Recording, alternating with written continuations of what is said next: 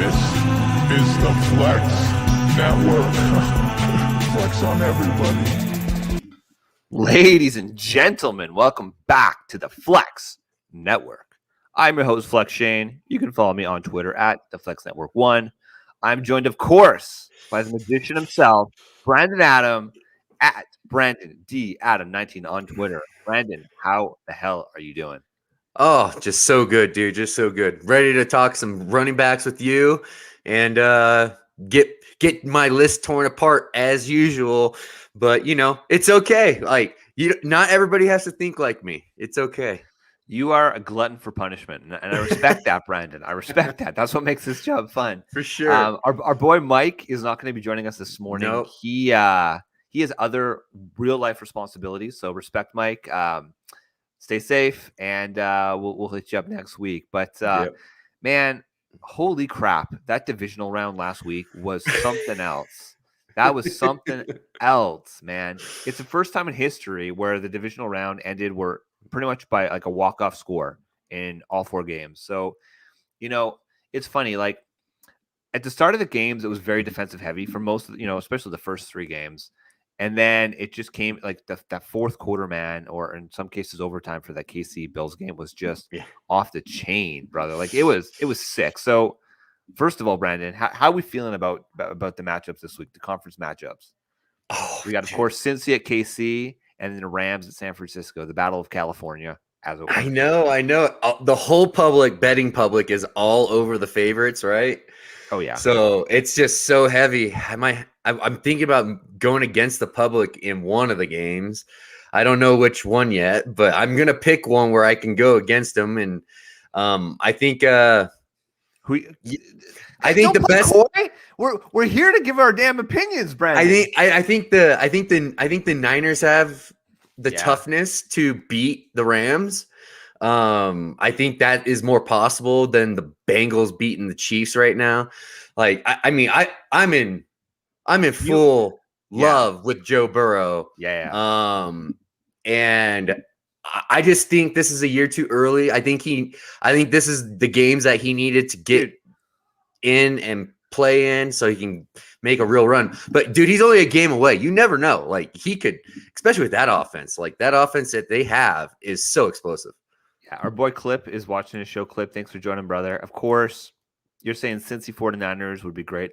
Yeah. I think there's like a level of fatigue with the Kansas City Chiefs. Yeah. As a longtime Patriots fan, I get why the public would be against it, right? I mean, pretty much everybody hates the Patriots. Like they're like mortal enemy number 1. So I get it. People are just fatigued with Kansas City, but you gotta appreciate the fact that Patrick Mahomes, since he's been a starter, has played in the championship game every single damn year. Like he's a GOAT. Like he is another GOAT, so good, dude. Like it's so Brandon, nuts. You know what's freaking crazy to me, dude? The fact that come like pretty much like the entire season, people are like, "What's wrong with the Chiefs?" There's something wrong with the Chiefs. And like, what did I say? I don't know. What would you say? Just what did I say? Week 9, the week before they played the Raiders, I was like, they are just bored. That's all they're bored. They're bored.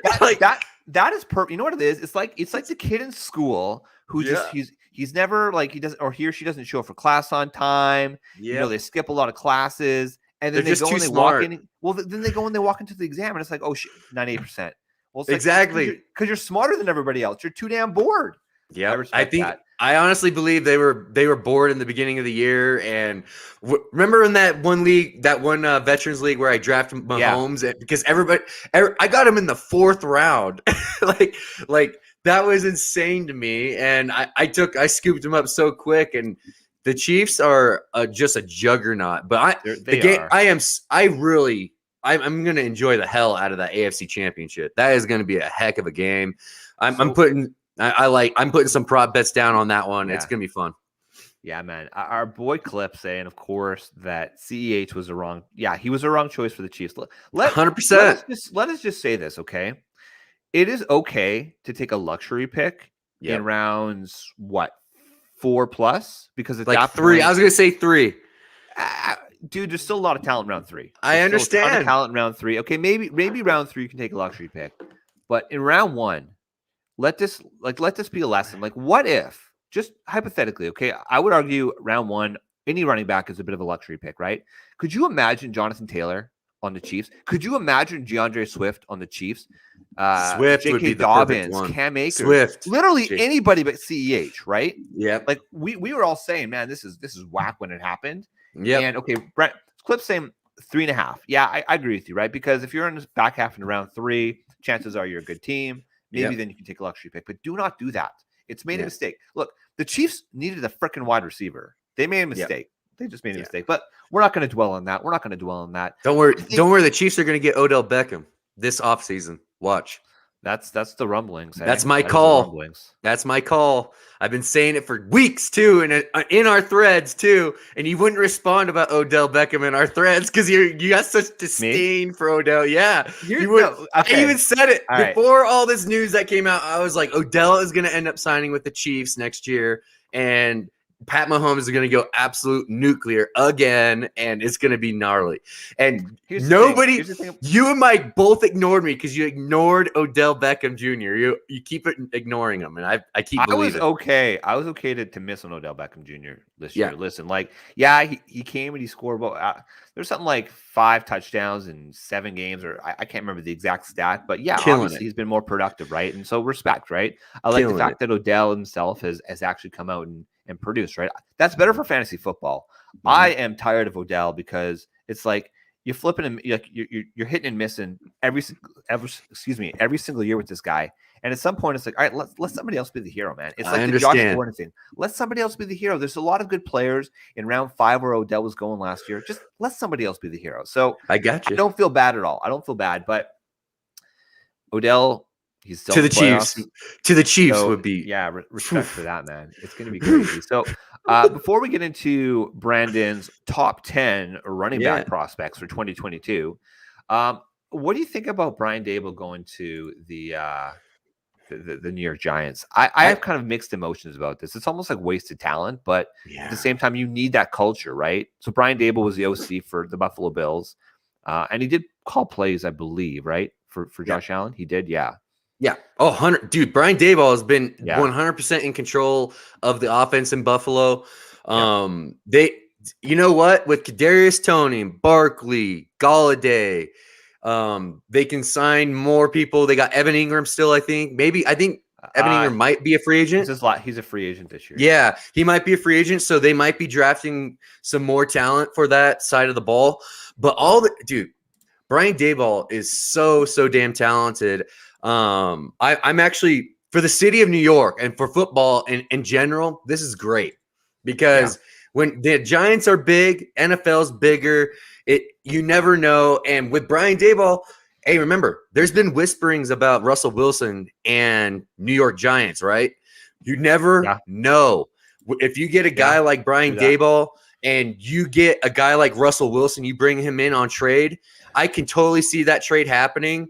The Giants have the ammo to go do this.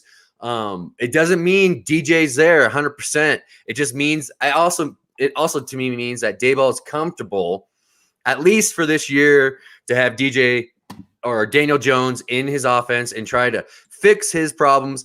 But honestly, I mean, we got to be fair to Daniel Jones a little bit here. Oh yeah. Like that whole team this year was injured, correct? I mean, it literally everybody on that offense was injured, and it was just chunks of offense and production off the field for DJ, and it was just him running around trying to make plays. And when he was healthy, he got killed. When he was healthy, he got killed because he had no line as well. Yeah. Like the poor guy was getting sacked every single play, it seemed like. And I just feel like with Daboll there, they're totally going to focus on that line. They're going to get protection. And if they do keep DJ, I actually love it for DJ. And that's a sneaky super flex guy that you could possibly trade for on the cheap because people have been scorned by him. You know, like it's just what it is. But at worst, you know, if they do go get a quarterback, DJ is going to go to another team as a starting quarterback because he'll be a part of that deal. Like, who's better? Like, is it like Jimmy Garoppolo or Daniel Jones? Man. Okay, so talent wise, let's talk NFL and let's talk about fantasy football. And okay, NFL, probably Jimmy. Fantasy, DJ. Just because of the running floor for Daniel Jones. He has that in him. And dude, I think Jimmy G is going to end up going to like the Redskins or something. I think he's going to be a Redskin or not watching football team. I'm sorry. My bad, guys. And I'm not making a joke. That was just me being me. I know I'm just I can see Jimmy G moving on, and I would like him to be on a decent team because he's actually an all right quarterback in real life, and he's okay. He's just not a great fantasy guy. Like, he's just not going to put up those monster games. He's, we talked about it last week when we were doing your quarterback rankings. He's anywhere between 15 to 25 in the league, right? Like, and then he has maybe like some top 10 in fantasy, like upside potential, but he's not going to blow the doors off. By any stretch, No, he's a super flex guy. Like, no one QB league, you won't even think about either of these guys. Yeah, I think it's interesting. I mean, it's a good conversation. So we're going to be talking about running backs today. Yep. You sent me your top 10. You sent me honorable mentions, and there was a guy who, speaking of the Giants, was not on that list. Where are you at on Saquon Barkley next year? Like, if close your eyes, crystal ball. Mind's eye, where are you drafting this guy next year? Where would Brandon D. Adam 19 on Twitter draft him? And then second question, where will he be going in drafts? I think he'll end up going higher as we get closer to the season. You could definitely in best balls get massive value in it right now with him. Honestly, how can you not believe in his talent? The guy is talented. Oh, yeah. Like, it's just he had Jason Garrett as his OC, man. That guy's terrible. Can we not understand that he's a terrible coach? Like, the guy was a terrible coach. The only reason he did decent in Dallas is because of talent.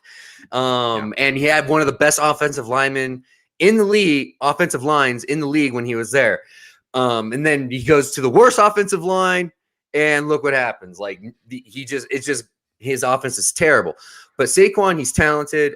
I think you could buy the dip on him, and I think you're all right with him. Brandon, what? Skating around the damn question. What do you want? Where are you taking Saquon Barkley in drafts, and where is he going to go? I think he's good.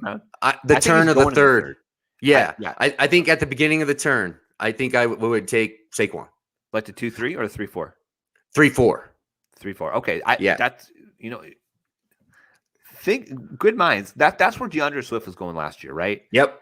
In 2021. So he was going right around the end of the third, early fourth round. As the draft season got closer to the start date, he went lower and lower into the third round. But I think Saquon's probably going to go right around that 3-4 turn.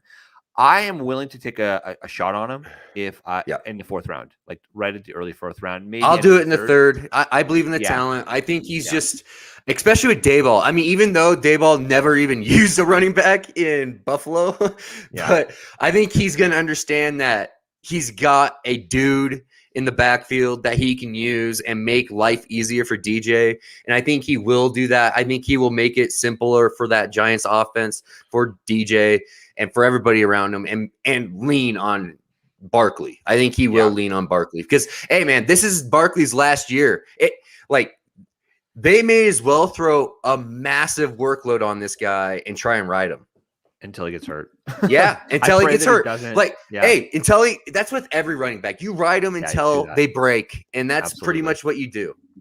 Speaking of running backs, speaking of breaking people, let's get into Brandon's running backs for 2022.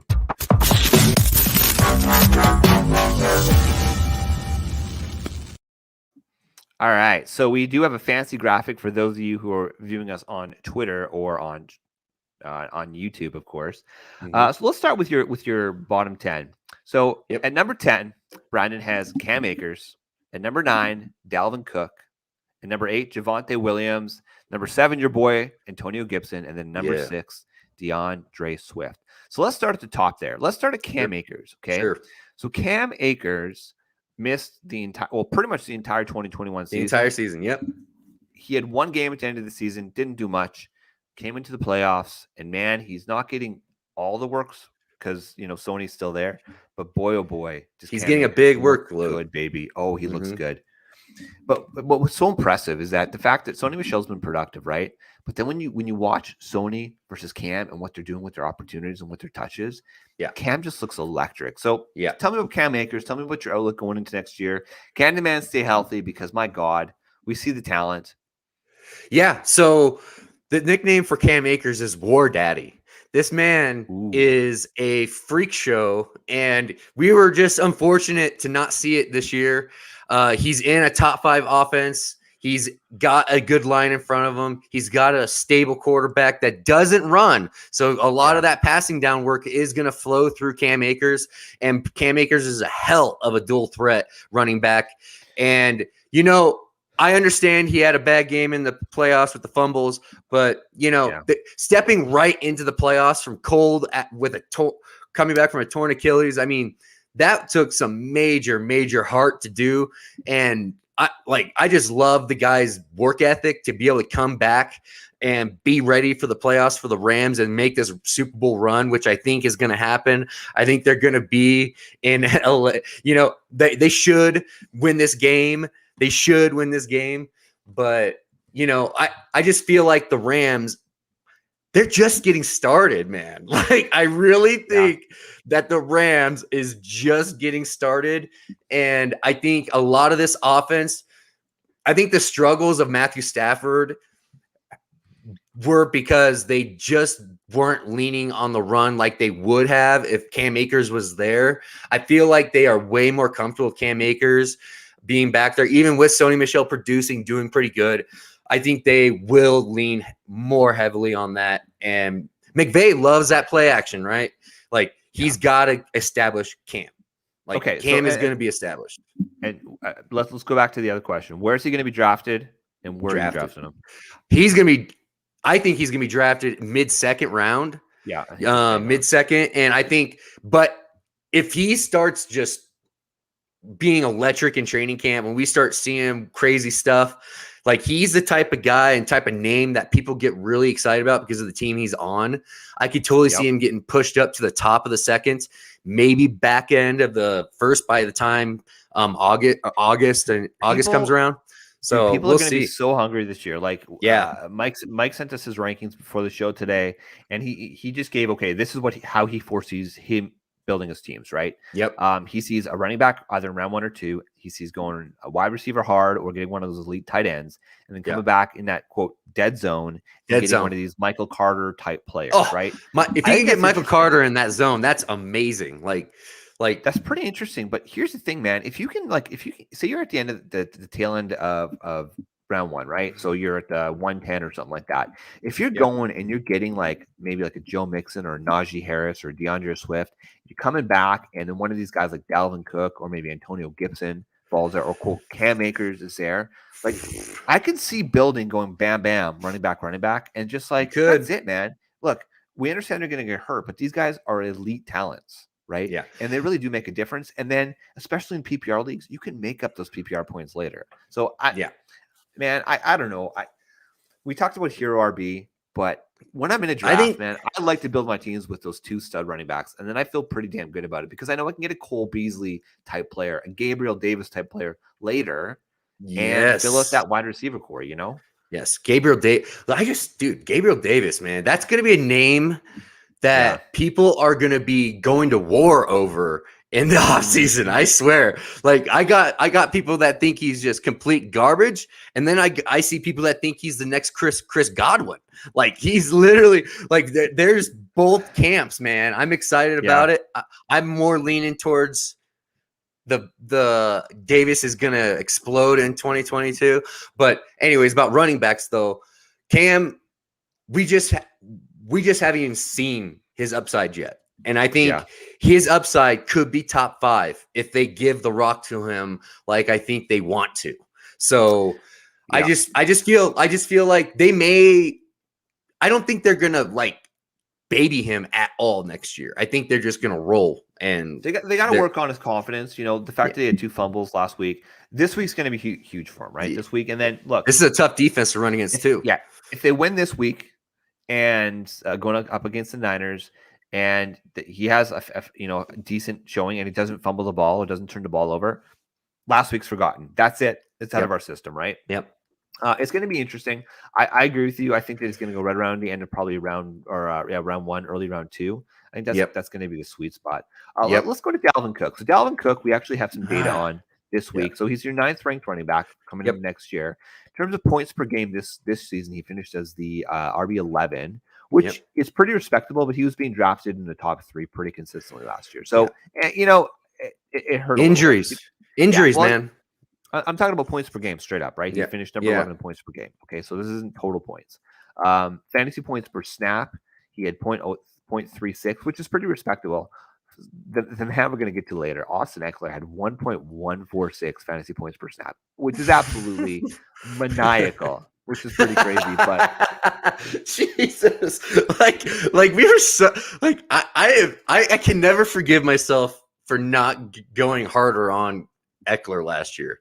Like I should have went harder. I should have listened to Michael D a little bit, and we talked about. I should have went harder about it. Yeah, we did. We had JT Jonathan, there. We had JT and Antonio Gibson ranked ahead of him. Look, we were right on JT, brother. We weren't right on Austin on the great Antonio Gibson. But we're talking about Dalvin Cook. All right, so here's the thing about Dalvin Cook, right? He is a stud, but he is getting up there in age, and that's what worries me a little bit. So as of right now, he's about 26 years old. That is past the age apex for running backs, right? Which is about 24, 25 years old. So he's on the downward slope on that team. We saw it this year. We've seen it. I would say early in his career, he battled with injuries. He had a number of years where he played pretty consistently.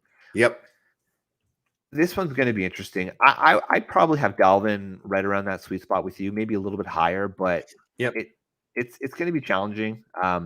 In terms of red zone touches per game, he had about 3.5 red zone touches per game. So again, he got the opportunities, a little over 3 targets per game.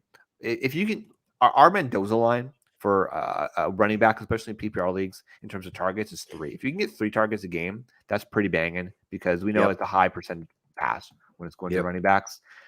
He did finish with 224 receiving yards and about 17 receiving yards per game, 34 receptions on this season. So pretty respectable. Here's the thing about Dalvin Cook this season, okay? He only had 6 touchdowns. Yeah. That offense was I think they unfortunately, I mean, with Adam Thielen going down, he went down, Irv Smith went down. I'm surprised by that. Like he should have had more, right? He should have had more. But I mean, what are we going to do with this team? I mean, the coach is gone, the GM is gone, the quarterback could be gone. Adam Thielen limped up. No, they look. There's not going to be better quarter. Like unless they can get one of these guys like Aaron Rodgers or something like that. I don't see that. Not going to happen. Right? No, it's not going to happen. I think Watson's possible. Like Michael Dickinson nailed it when he mentioned Watson to me because we were talking about. It sounds more and more like Aaron Rodgers is going to be gone, and that whole division is going to be wide open. Why would you, as a Watson, if I was Watson, why wouldn't you want to go to a weak division and dominate it? And you can have Cook, JJ, Irv Smith back. You can have that. You could walk into a really good offense. I mean, that would be something to think about. I just don't know if Minnie has the ammo. We don't have Alan Sazlowski on the pod, so Clipboard Jesus is coming in admirably with the wet blanket. He's saying Cook's going to be replaced this year. Book it. All right. Hey man, he's on that down slope, but I don't see that. It's not inconceivable, Cliff. We're seeing with all these other guys. Okay. Like to be honest, like if they aren't gonna try and win with Minnesota, like they could just blow that whole thing up and just rebuild it with a new GM. Absolutely. Yeah. It could happen. It could. Let's go on to number 8. You got Javonte Williams. Oh, man. Listen, okay. Javonte Williams, you cannot deny the talent. I'm not entirely sold. It's going to be interesting, right? MG3, it was pretty much a 50-50 timeshare with Melvin Gordon last year. And yes, we know he is a free agent, but if you're Melvin Gordon and the Broncos say land a guy like Aaron Rodgers and they want him to come back, wouldn't you come back if you're Melvin Gordon? I don't think it's going to be his. I don't think it's going to be his decision. I think it's going to honestly come down to money. I think it's going to come down to money. What do you mean? Who else would they take? Okay, I mean, so they can just draft a guy. They can just draft a jag in the 4th round, and just have somebody eat up touches for JW and lean JW 60-40.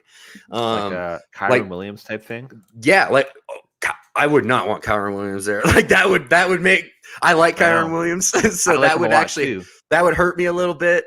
Like maybe Rashad White, or like nasty, like a Brian Robbins. Brian Robinson is going to be like a 5th or 6th round pick, or Jerome. Like I don't know, somebody in the 4th and beyond. Ford.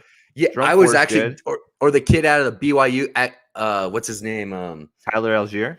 Algier, yes. I just got done watching film on some games on him. He is something else. He runs hard and runs level with those pads, boy.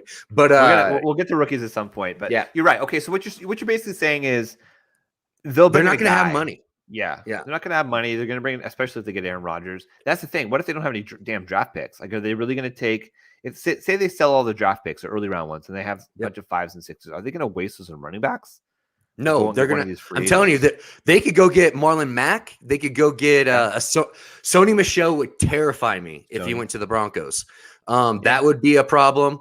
But Marlon Mack would be okay with me. That's a decent guy. That's a backup that can give a JW a blow here and there when he needs it. But JW, man, I think if you look at when they drafted this guy and you watch the video of the scouting and the GM of the Broncos, man, all they were saying was this guy is the guy, and that they thought he was Nick Chubb, and that they are in total they believe so hardcore into this guy. I think they weren't trying to get him hurt this year, and they weren't trying to waste his mileage this year on a dead year where they had no chance. And I think that's why Melvin Gordon was perfect for them, to be able to just give it to him and keep this guy healthy, keep him fresh, keep him until they get a real quarterback in the house and they can make a run. Let him learn to be a pro, basically. Protect them, man, while they're doing nothing. And I really believe A-Rod is going to be a Bronco now. Like that, like there's too much fire. I think it's going to happen. Adams wants $30 million a year. I could see Adams being told, okay, you can leave now too. And I could see him going to the Broncos, and that offense is just going to take off. Like that offense, if those two guys go there, they will be in the Super Bowl next year. Yeah. Oh no, they will be. No shit. Yeah, I'm pretty bullish on Javonte. Man, I'm so damn worried about his usage. That's the only thing that gives me a little bit of hesitation. I got you. It's a Gibson issue. It's the same thing, right? Like absolutely. It's the only thing that make people nervous is the volume, and that. But we'll see. Let me tell you this. If I'm in 100 drafts, I'm probably drafting Cam Akers 80% of the time over Javonte Williams. But it's close. I respect that, guys dude. Are pretty close. Yeah. I respect that. And I would not, honestly, 10 through 8, you could rotate all those guys. Like, you can do whatever you want, but that's just how I got it. Jennifer, you're here. What's up, girl? Hello, Jennifer. How you doing? Thanks for coming. Thanks for watching. Mac will be a waste if they sign him, is what Clip's telling us. So he's a jag. He's just a jag. Like he's not signing somewhere to be the guy. That's never gonna happen. I'm just telling you. He's a perfect timeshare back, brother. He's a perfect. He is. He's a perfect guy. Like he's a perfect guy. Yeah. Okay. Let's get into your next pick. Number 7, Antonio Gibson. All right. So the world knows how you feel about Antonio Gibson. Okay. So here's the gabagool. Yeah. He finished as the RB19 in terms of points per game. He played 16 games, which means he was relatively healthy for most of the games. 14.32 points per game. Pretty respectable overall. And I haven't been doing this. I should have been doing it. In terms of rushing yards, he had 1,037 and 10 total touchdowns, 42 receptions for 294 yards. Yep. Pretty respectable. Here's one of the things that I loved. He had 12 breakaway runs, which was top 10 in the league, right? Hell yeah. That's the thing that Antonio Gibson can give you. He can give you those big plays anytime he touches the damn ball. Yep. Washington, we just talked about at the start of the show. They need to get a damn quarterback. They need a competent offense, right? Because and Terry McLaurin, Antonio Gibson, these guys, their talent's being wasted if they don't have a competent Their team. window, So, I'm telling you, their window, they got a 2-year window here, 3-year window of a good team. If they have a quarterback, I think they know this. I think they're going to address it this year. I'm hoping that's another spot Watson can go to that would just I think Watson would be a top 5 quarterback over there. And Watson's going to be a top quarterback. No matter what. Yeah. No matter what. I understand that. But Terry McLaurin would end up being a top 8 wide receiver.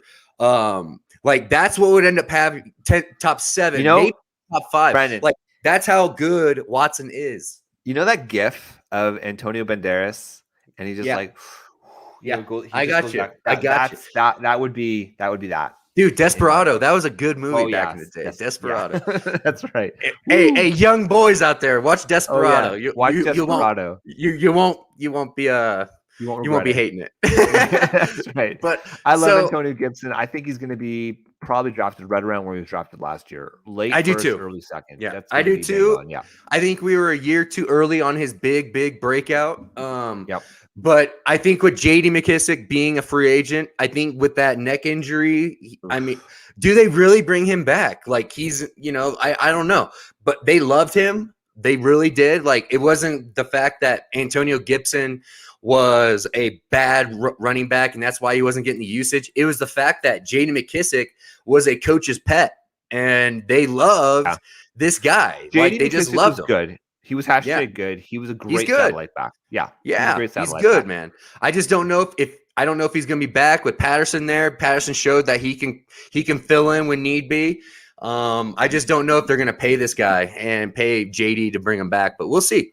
But I'm projecting if he doesn't come back, Gibson has, if he gets the same usage from week 8 and to week 17 as he was getting, then he is a top 5 back. If you do the splits between week 8 and the end of the season versus week 1 and weeks through week 7, the splits are very apparent. And you can see if the volume is there, Gibson has that top 5 upside we talked about last year. And I think that's when we see it next year. I really do. I think, and we both got to understand, Gibson was a wide receiver in college. He's only been a running back for 2 years. He's finally seeing the plays develop a little bit this year towards the end of the season. He was a bit more patient. He was waiting for those holes to develop. He was letting his blockers get set. He was actually in the beginning of the year. He was running into those gaps a little too early, and he was getting tackled. And that I wasn't liking what I was seeing early in the season. And then it started flowing again, and he was becoming a running back. And that's what I saw, his growth, his vision. The growth in his vision was there throughout the season last year.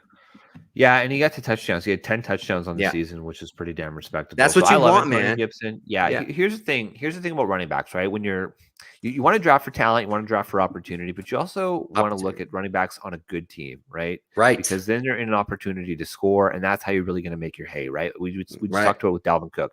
Great opportunity, didn't get to touchdowns, disappointment on the season. Antonio Gibson finished as the RB19 in terms of points per game, which is, again, pretty damn respectable. But for the season, he was an RB11. Exactly. Because he stayed healthy this year, which is he stayed healthy, and that's another thing I didn't even talk about. The man was injured from week 3 through week 8.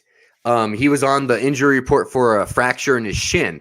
To be able to play through that and man up and play through that just, especially on a bad team, like some of these pros would just hang it up and be like, no, I ain't coming out there until, I have to on these bad teams. So we'll see. I respect the hell out of Gibson's game, and he's just getting started. He's just getting started, baby. You know who's also just getting started? Your number 6 running back, Deandre Swift. Dude. Deandre Swift had a hell of a season. He ended up only playing 13 games. He got injured on Thanksgiving. It was just decimating your fantasy team, because he was doing so well. And where you drafted him late 3rd, early 4th was just an absolute steal. So in terms of the pure counting stats, he did average 16.707 fantasy points per game on, of course, 13 games. Dude, he had fucking 6 targets per game for. That's what I was just going to ask you. 6 targets. That's he had double. 62. Yeah, he had 62 receptions. Woo. Okay, we talked Holy about Najee Harris, who we'll talk about a little bit later. We talked about Najee Harris. Najee had 74 receptions. Austin Eckler had 70. Deandre Swift had 62. Okay, and he didn't even play the last 3 weeks. Yeah, he had 452 receiving yards. Here's the thing. He only had 617 rush yards. That's a problem. He only had 7 touchdowns on the season, right? So it goes back to what we just talked about with Antonio Gibson. The talent is there, the opportunity is there, but he's not on a good team, man. Yep. And that worries me a little bit, again, for his total upside. I think where you have him baked in right around RB6 here, I think that's, I know that's low for you.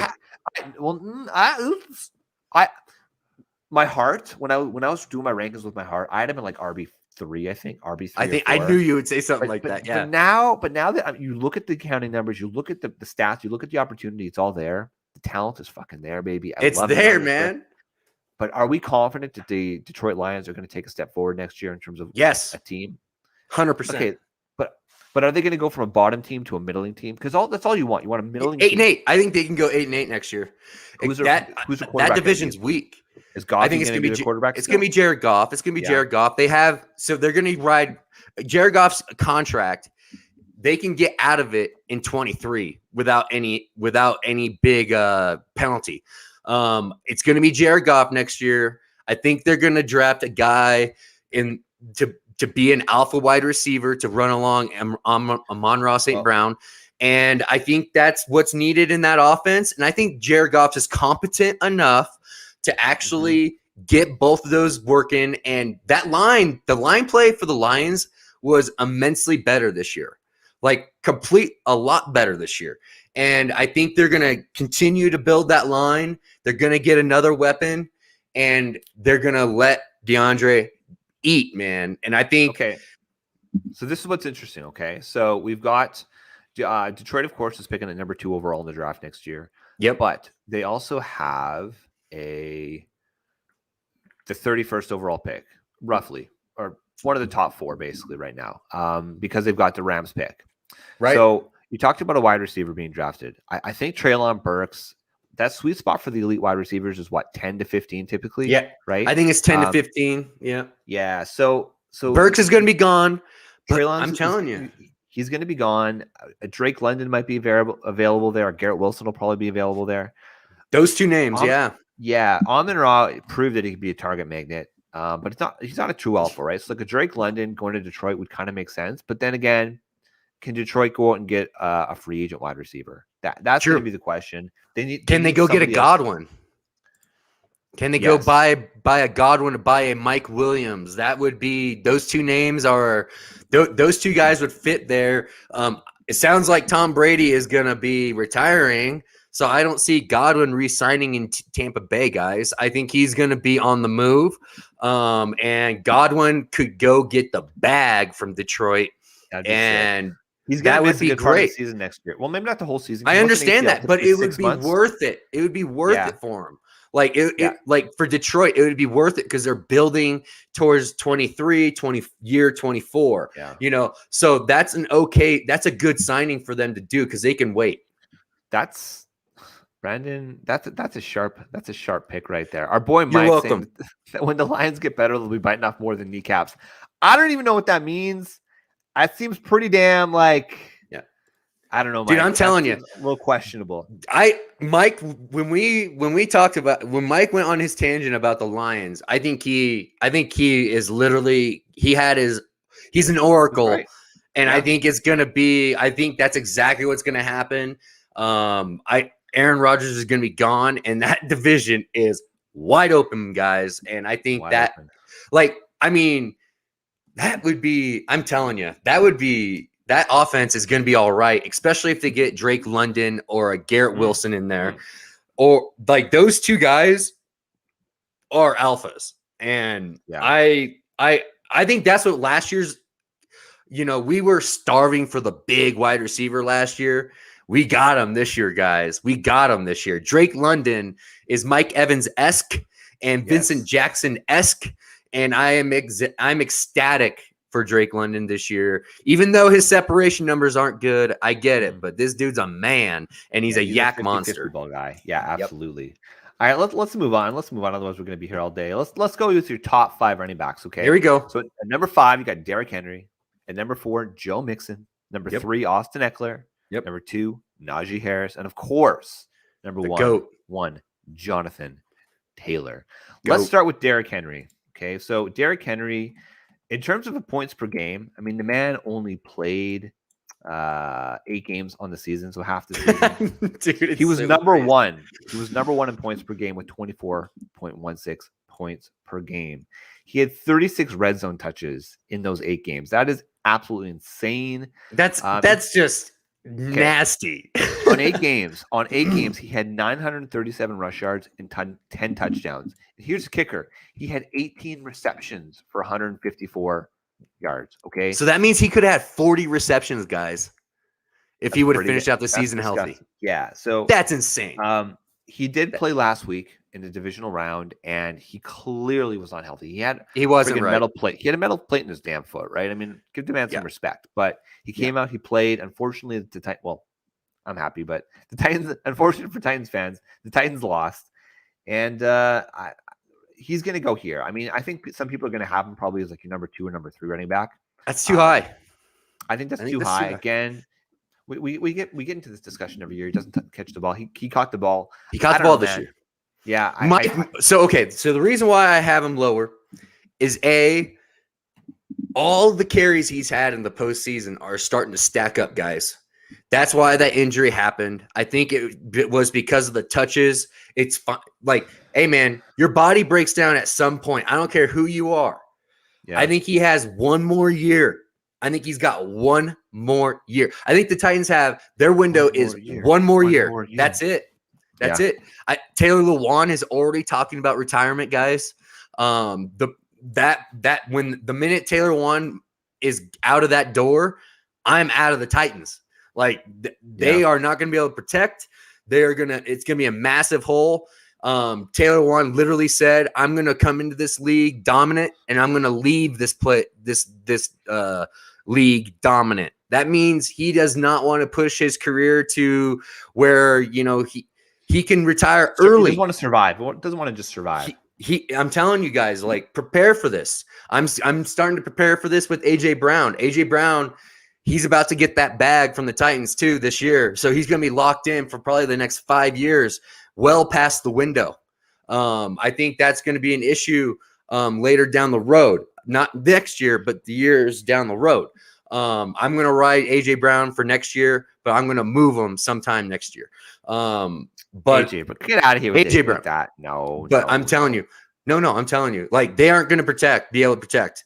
And Henry, their line, the reason they are so dominant is that line. That line play is very, very, very, very good. If you look at Derrick Henry's big runs, they're off the left side where Taylor Lewan is. Okay, he had so he had 9 breakaway runs on 8 games. That's pretty much a breakaway run a game. That's disgusting for a man. That's sick. Like and breakaway runs is 20 yards and plus, right? Like that's massive. And I just feel like the Titans window is closing, and which means Derrick Henry's is closing. But one more good year, I'm okay with them in the top 5. But before that, I couldn't do it. I would take Joe Mixon ahead of him. No, I'm taking Henry before Joe Mixon this year. Your number 4 back is Joe Mixon. Yep, I am 100%. I was notoriously low on Joe Mixon for pretty much because I wanted to see it first. Well, guess what? He finished his RB7.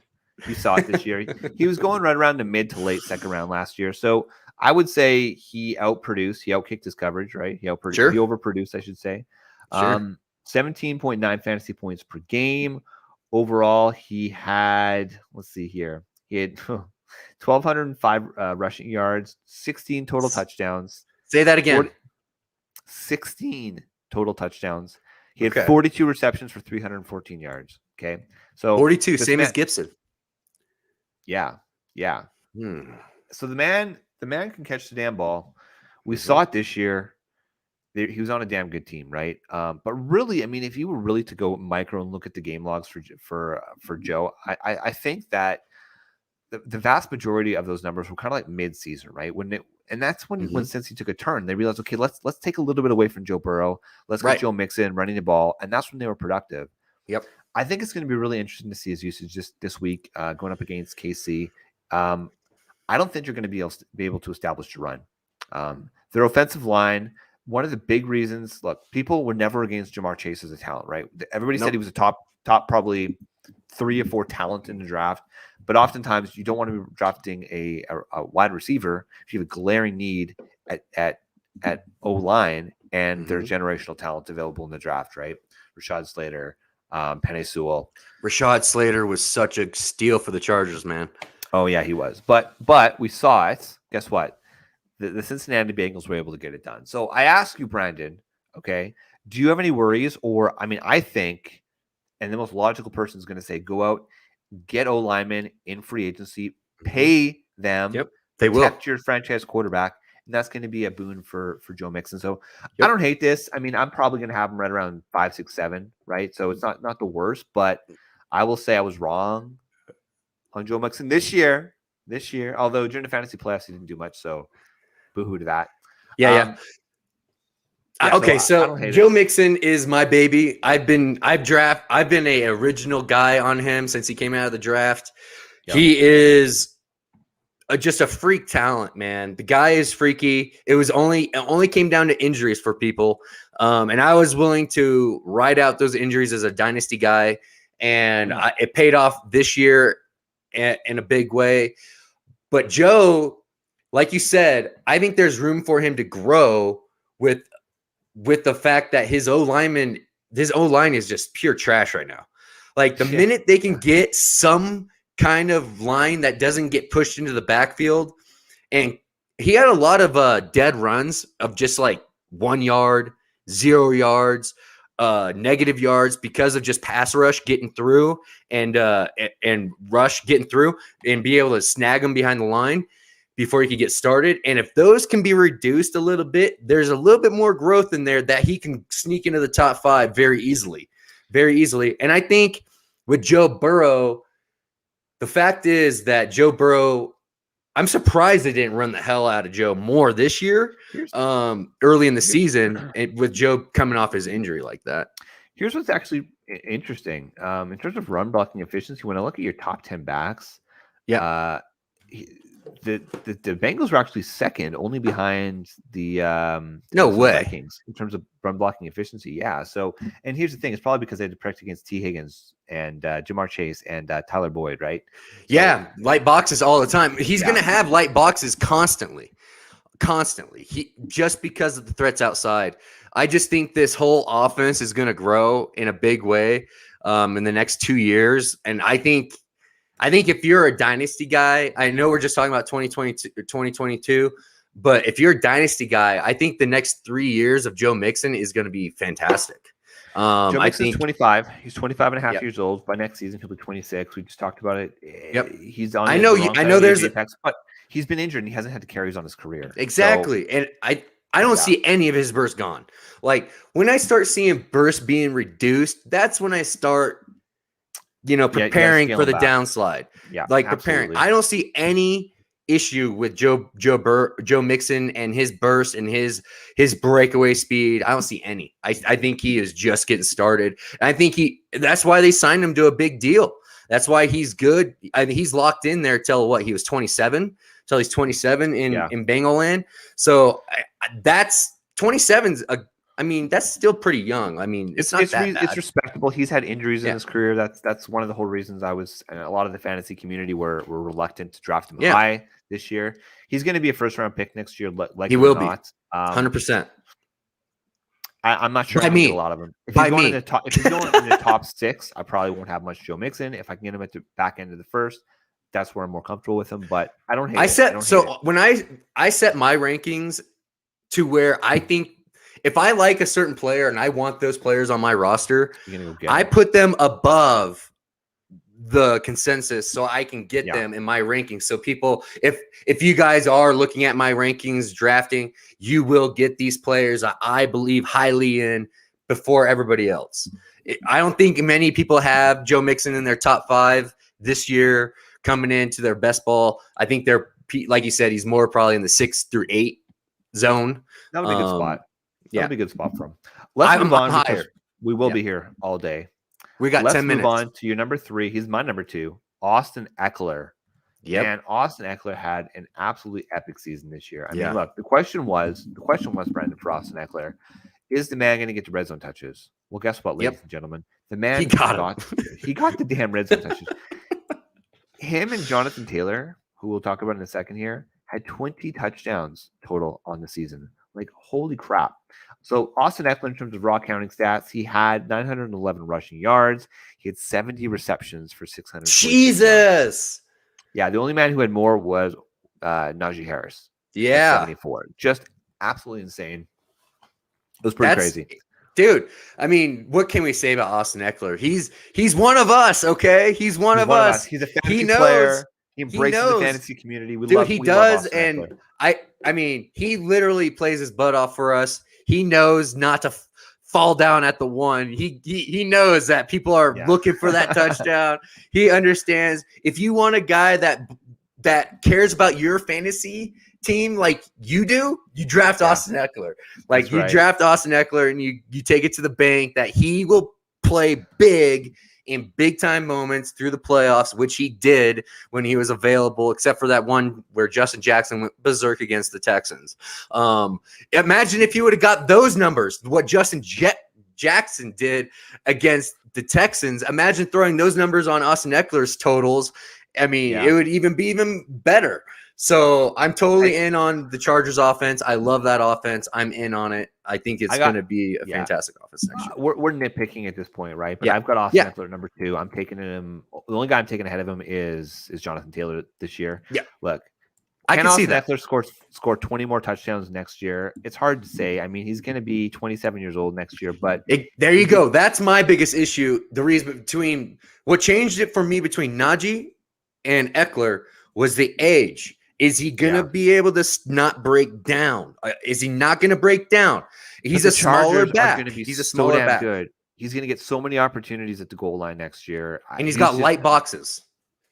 He's got light boxes because of Herbert and Allen and Mike Williams. Hopefully Mike Williams re-signs, stays in place. The whole offense can grow together and they can build. Because that team is just ready to explode. I think they just need to learn how to win close games, man. The coach just needs to stop ruining winning opportunities and just don't do stupid shit. Like it's literally that. Like it's all they would be in the playoffs right now. Like they would have been in the playoffs. They lost against the Chiefs and the Raiders because of dumb shit like that. That they should have been in the playoffs, man. They should have. Yeah. Well, that's the margins, baby. It's the NFL. Yep. What can I say about Austin Eckler? He's going to be fantastic for your superstar next year. Yeah, it's going to be fantastic. Your number 2 back is Najee Harris. We talked about him because, my God, Najee Harris had opportunity. What do you think is going to happen next year? So let's just say the numbers first, okay? So he had 1,200 rushing yards, 10 total touchdowns. He had 74 receptions for 467 yards. That's disgusting. Okay, so if we get a guy like okay, pause for a sec. Pause. Before you start speculating, we're always speculating. Okay. Hey man, this is off season. Speculation away. The Steelers came out today and said it's probably going to be Dwayne Haskins or Rudolph. I don't give a fuck what they say in public. You're right. Let's look, they might go and draft a quarterback. Okay. Kenny Pickett. 100%. A lot of people love Kenny Pickett, the Pitt guy going to Pittsburgh. But if that doesn't happen, let's just say status quo. It is where it is. Do you really think that Najee Harris, that upside is going to be there if they have a crappy running back or a quarterback? Excuse me. If they don't address the quarterback situation, I'm dropping Najee Harris to round 4. We'll adjust.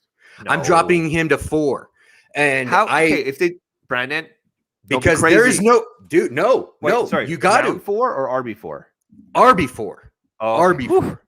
I'm RB4. All right, you had not round 4. Not round 4. Right. No, RB4. I'm dropping him to the RB4 or maybe even 5 because that if they don't address the quarterback situation, I'm assuming they will because it's so horrendous right now. that they have to, man. And they got too good of, they have a turnkey offense right now. Okay. Mm-hmm. I think their GM understands that. I think their window with that offense is probably, they're pretty young. So they can have a good sized 4-year window with that offense. If they kept everybody, Claypool, if they kept Deontay, if they keep Najee, and they build that O-line, they got to build the O-line. But Kenny Pickens is why not, man? I mean, why not?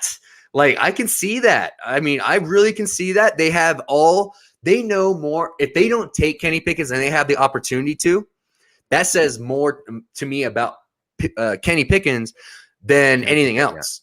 That tells me more because they know everything about that guy. Pitt doesn't pick until number 20. So I understand they're going to have to move up to 12. Yeah, they'll have to move up to get one of those guys. Let's get on to your number one back. Yeah, what is there to say? Year? What is there to say about one beautiful Jonathan Taylor? Look, what is there to say about Jonathan Taylor? Let's talk about it, okay? So Jonathan Taylor's finished second in points per game on the season, only behind Derrick Henry with 21.95. The man had yeah, go ahead. 1,811 rushing yards. Fuck. He had 20 touchdowns. Yes. He had 40 receptions for 360 yards. The man was an absolute monster. For those of you who said that he couldn't catch the damn ball, shame on you. Shame on you. Shame.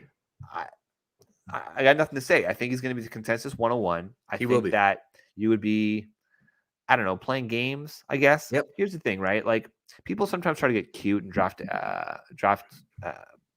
somebody ahead of the 101. Like, I know Flex Matt was drafting Alvin Kamara 101 this year.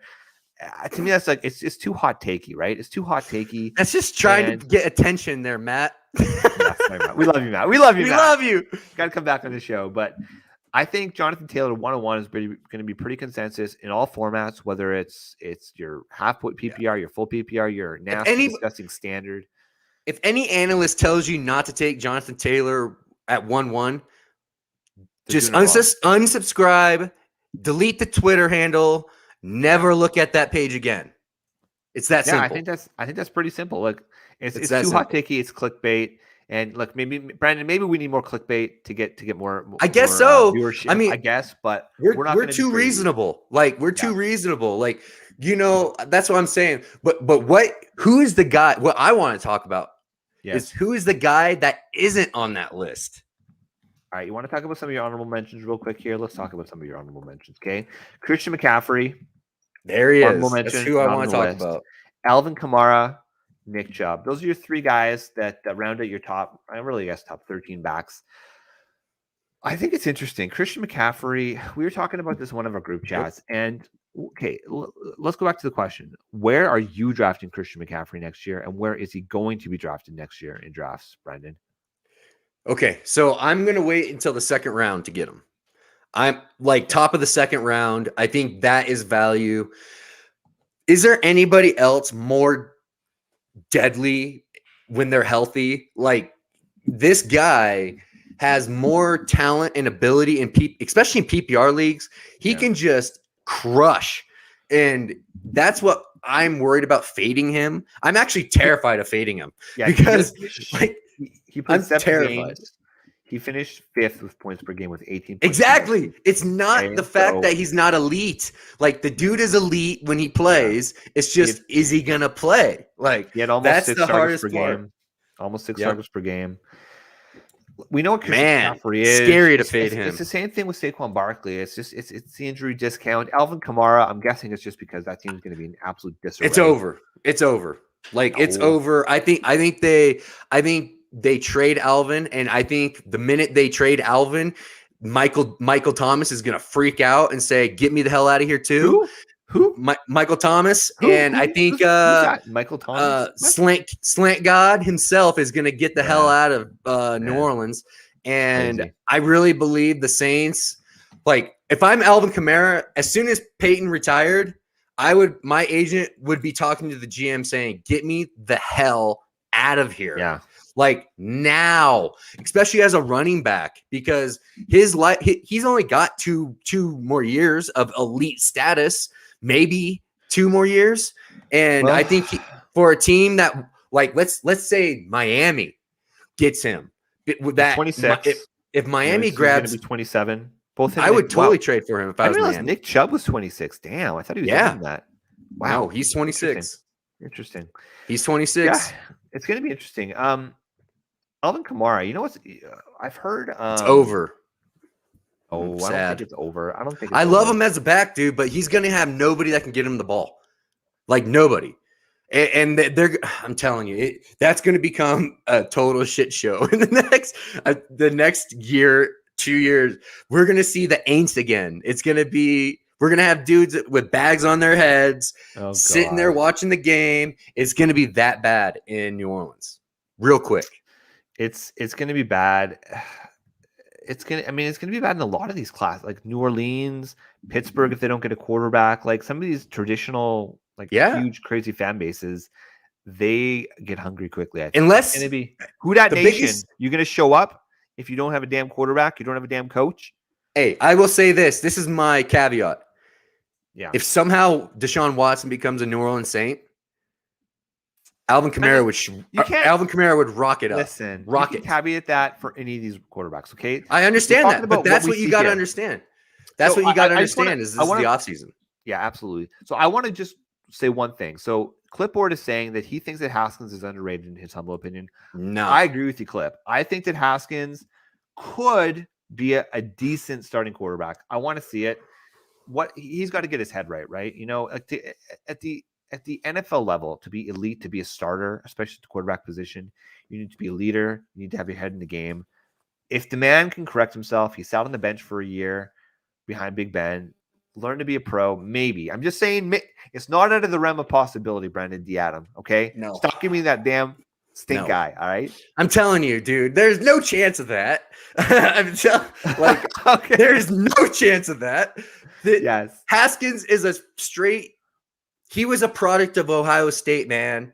Like, let's just be real. Like, he had nothing but studs around him, and he was playing lower. He was in the Big Ten. If you're Ohio State, you have all the studs compared to the other schools. Like, it's just what it is. Like, real quick, I'm sorry. I'm not buying it. I know. I'm not buying it. Okay, just top your head, lightning round style. Okay, I'm gonna list off a few running backs, and you're just gonna tell me what round are you comfortable drafting him in. Just top your head real quick. Leonard Fournette next year for redraft. If he signs back in with Tampa Bay second round. Okay, round 2, assuming that TB is back. James Conner. God damn it! This is the one that makes me quick lightning. Come on, brother. Let's go. Mid second again. Okay, assuming that he's still with the Cards. Aaron Jones, late second, early third. David Montgomery, same. Okay, third. Here's one guy that I'm particularly fourth. Actually, fourth for David. Sorry, fourth round. Good. Elijah Mitchell. I'm out. What? I'm not going to be drafting Elijah Mitchell. I love Elijah Mitchell. I'm taking him in the second round. He'll probably be a third round pick. I think that's going to be. He's not draftable for me. What makes me nervous about Elijah Mitchell is that Kyle Shanahan likes his games. He plays too many games, man, and that bothers me as an owner. And I just don't like buying into the backfield there at high premiums. You know what Shanahan likes? He likes winning damn games, and Elijah Mitchell's going to get you there. Oh, okay, man, I think we're going to be fine. Okay, that's it. Let's end it there, brother. So, of course, where can the good people find you on Twitter? Brandon D. Adam 19 is my handle. Hit me up. Let me know if you want more deeper rankings. I'll send them to you, private DM or whatever you want. Or we'll talk about them on the show. Yeah, we'll talk about it on the show too. Of course, you can follow us on Twitter at the Flex Network 1. We are here. We're just getting started for 2022. It's going to be a fantastic year. So for Mike, who we missed the show, for Brandon, I'm Flex Shane, and we are the Flex Network. This is the Flex Network. This is the Flex Network. Flex on them. Flex on everybody.